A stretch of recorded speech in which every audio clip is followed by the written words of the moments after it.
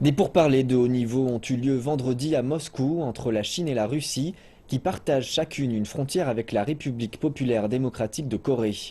Le message envoyé à Pyongyang est qu'il est temps de reprendre les pourparlers sur le nucléaire. Le ministre chinois des Affaires étrangères, Wang Yi, et son homologue russe, Sergueï Lavrov, se sont rencontrés vendredi dans le centre de Moscou pour discuter de la situation nucléaire en République populaire démocratique de Corée. Les gouvernements des deux pays ont exprimé leurs inquiétudes concernant la récente activité militaire de la RPDC, notamment les multiples tests de lancement de missiles balistiques et ses revendications d'un essai réussi d'explosion de bombes à hydrogène.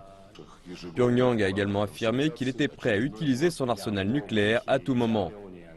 Sergueï Lavrov a appelé le gouvernement de la RPDC à travailler avec le Conseil de sécurité de l'ONU. Nous espérons que la RPDC arrivera à de meilleures conclusions et qu'elle écoutera les demandes du Conseil de sécurité et qu'elle reviendra finalement à la table des négociations sur la base de la déclaration conjointe des participants au processus des pourparlers à 6 datant de 2005. Wang Yi a également déclaré que la Russie et la Chine étaient unies dans leur opposition au projet américain de construire un système de défense antimissile en Corée du Sud afin de contrer la menace de Pyongyang.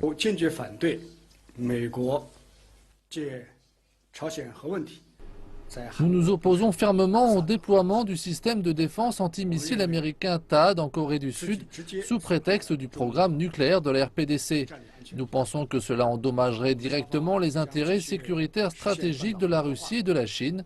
Nous allons continuer de mener des efforts constructifs et responsables visant au désarmement nucléaire de la RPDC. Bien que la Russie et la Chine ne soient pas considérées comme des alliés militaires, elles partagent des intérêts communs en péninsule coréenne.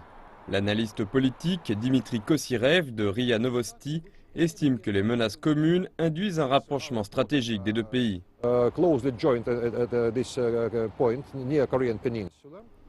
Étant donné que nos frontières sont proches au niveau de la péninsule coréenne, nous avons des intérêts similaires avec la Chine.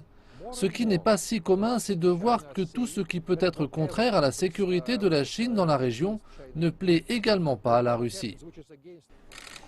Wang Yi a également rencontré vendredi le président russe Vladimir Poutine. Ce dernier a déclaré qu'il prévoyait de se rendre en Chine au cours de cette année et qu'il espérait mener des pourparlers substantiels avec le président chinois Xi Jinping.